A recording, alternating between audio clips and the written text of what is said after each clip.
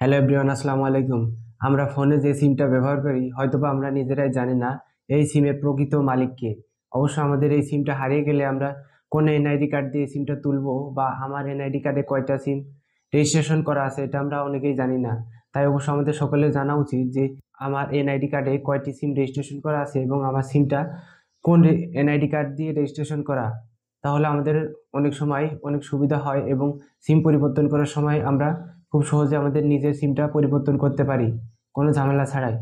তাই অবশ্য আমাদের নিজের এনআইডি কার্ড দিয়ে অবশ্যই সিম রেজিস্ট্রেশন করুন এবং আপনার এনআইডি কার্ডে কয়টা সিম রেজিস্ট্রেশন করা আছে অবশ্যই জেনে রাখা উচিত। চলুন আমরা আজকে দেখি কিভাবে এই এনআইডি কার্ডে কয়টা সিম রেজিস্ট্রেশন করা আছে। নতুন নতুন ভিডিও পাওয়ার জন্য অবশ্যই আমাদের চ্যানেলটি সাবস্ক্রাইব করুন এবং ফলো দিয়ে পাশে থাকুন।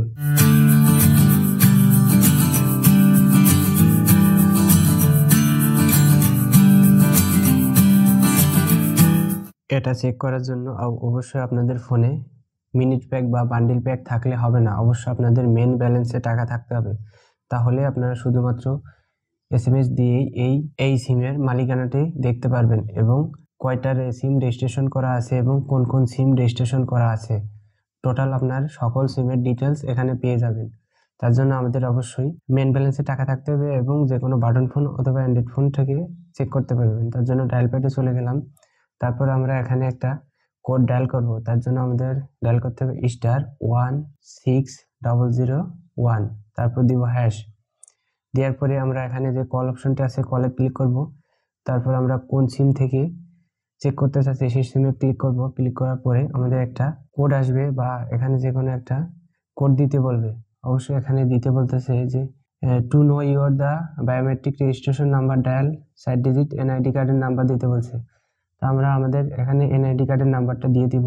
দিয়ে দেওয়ার পরে আমাদের সকল ডিটেলস এখানে দেখাবে। আমরা আইডি কার্ডের নাম্বারটা দিয়ে দিলাম এবং সেন্ড করব। তারপর আমাদের কি দেখাচ্ছে যে your registration is process, you will the shortly receive SMS. তার মানে আমাদের একটা এসএমএস আসবে এবং এই এসএমএস এর মাধ্যমে আমরা পুরো ডিটেলস বা বিস্তারিত জানতে পারবো। আমরা এসএমএস এর জন্য অপেক্ষা করি এবং ওয়েট করুন এবং সাথে সাথে আমাদের একটা এসএমএস চলে আসছে এবং যদি আমি এসএমএস এর পাশে ক্লিক করি তাহলে দেখতে পারবো যে আমার এনআইডি কার্ড দিয়ে কয়টা সিম রেজিস্ট্রেশন করা আছে। আমার এখানে দেখাচ্ছে টোটাল সিম 10টা। বাংলা লিঙ্ক সিম দেওয়া আছে হলো বাংলা লিঙ্ক একটা, জিপি সিম 4টা, তারপর এয়ারটেল আছে 3টা, রবি আছে একটা এবং টেলিটক একটা সিম আছে। এবং আপনারা যে দেখতে পারবেন যে 019 অথবা লাস্টের 4টা ডিজিট বা 3টা ডিজিট দেওয়া আছে। সেক্ষেত্রে বুঝতে হবে যে আপনার কোন কোন সিম ব্যবহার করছেন এবং কোনটা ব্যবহার করছেন না, সেই হিসাবে আপনাদেরকে এই সিমগুলো রাখতে হবে এবং বাকিটা আপনারা উঠিয়ে নিতে পারেন। আর যে ডটগুলো দেখাচ্ছে যে স্টার, এগুলা থেকে বুঝতে হবে যে ফাঁকা অংশে কিছু নাম্বার আছে যেগুলো আপনার হাইড রাখছে পার্সোনালির জন্য। তা অবশ্য আপনারা দেখে এই সিমগুলো ব্যবহার করবেন এবং বাকিটা আপনারা তুলে নেবেন বা অফ করে দিবেন। আমরা এভাবে খুব সহজেই আমার নামে কয়টা সিম রেজিস্ট্রেশন করা আছে আমরা খুব সহজেই দেখতে পারবো। ভিডিওটা ভালো লাগলে লাইক করবেন এবং সাবস্ক্রাইব করবেন এবং ফলো দিয়ে পাশে থাকবেন। ধন্যবাদ।